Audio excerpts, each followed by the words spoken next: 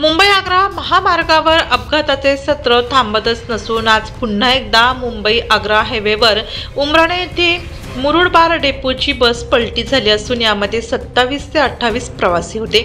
सुदैवाने कोणतीही जीवितहानी झाली नसून काही प्रवासी व ड्रायव्हर जखमी झाले आहेत। अपघाताची माहिती मिळताच चांदवड टोल नाक्याचे कर्मचारी, ॲम्ब्युलन्स व क्रेन तसेच 108 ॲम्ब्युलन्स तत्काळ मदतीसाठी धावले। मुंबई महामार्गावर वारंवार ॲक्सिडेंट होत असून 4-5 दिवसांपूर्वी ही चांदवड येथील सोग्रस येथे मोठा भीषण अपघात झाला होता। यामध्ये एक शाळकरी विद्यार्थी जागेवर मृत्यू पडल्यामुळे पालक व नागरिकांनी 2 ते 3 तास रस्ता रोको केला होता।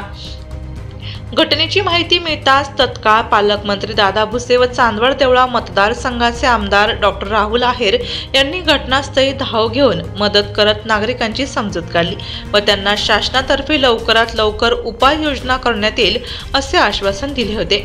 मात्र नागरिकांमध्ये तीव्र संताप असून प्रशासनातर्फे वाहनांचा वेग मर्यादासाठी तत्काळ लवकरात लवकर उपाययोजना करण्यात यावा अशी मागणी आता जोर धरू लागली आहे। तर उमराणे येथील घटनेचा आढावा घेतला। आजच्या बस पलटी झाल्याचा उमराणे येथील आढावा घेतला डीजे महाराष्ट्र न्यूजचे मुख्य संपादक देविदास जाधव यांनी। मी ज्या ठिकाणी उभा आहे ते ठिकाण आहे मुंबई आग्रा महामार्ग क्रमांक 3। या महामार्गावर सतत अपघाताची मालिका ही सुरूच आहे। त्यामध्ये गेल्या 3 ते 4 दिवसापूर्वी चांदवड तालुक्यातील सोग्रस मालसने या ठिकाणी शाळेतील विद्यार्थ्यांना एका छोटा हाती टेम्पो चालकाने ठोस मारल्यानंतर त्या ठिकाणी त्या ठोस मारल्याच्या अपघातामध्ये एक मुलगा मयत झाला व बाकीचे विद्यार्थी हे जखमी झालेले आहे। त्या अनुषंगाने तेथील जे नागरिक असतील, शाळेतील पालक असतील यांनी या घटनेचा तीव्र निषेध करून रस्त्यावर ठिय्या आंदोलन केले।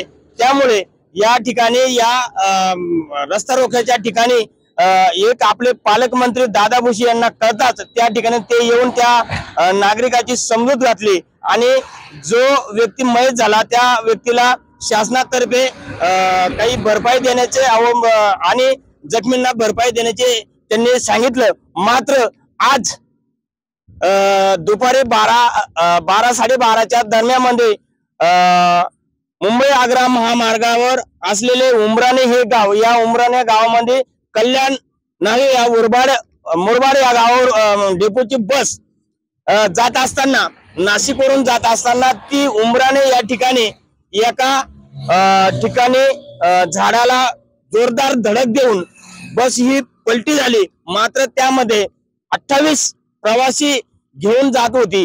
मात्र त्या प्रवाशांना कुठलाही इजा झाली नाही, किरकोळ जखमी झालेले आहे।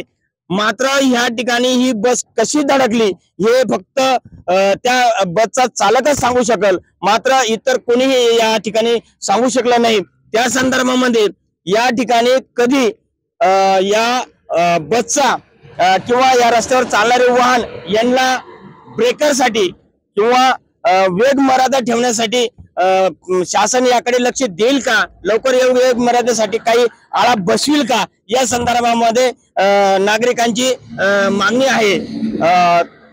त्यामुळे या ठिकाणी लवकरात लवकर या हायवेला वेग मर्यादेचे काही उपाययोजना करावा अशी या ठिकाणी मागणी होत आहे। डीजे महाराष्ट्र न्यूज साठी कॅमेरामन धनंजय पाटील सह देविदास जाधव, चांदवड।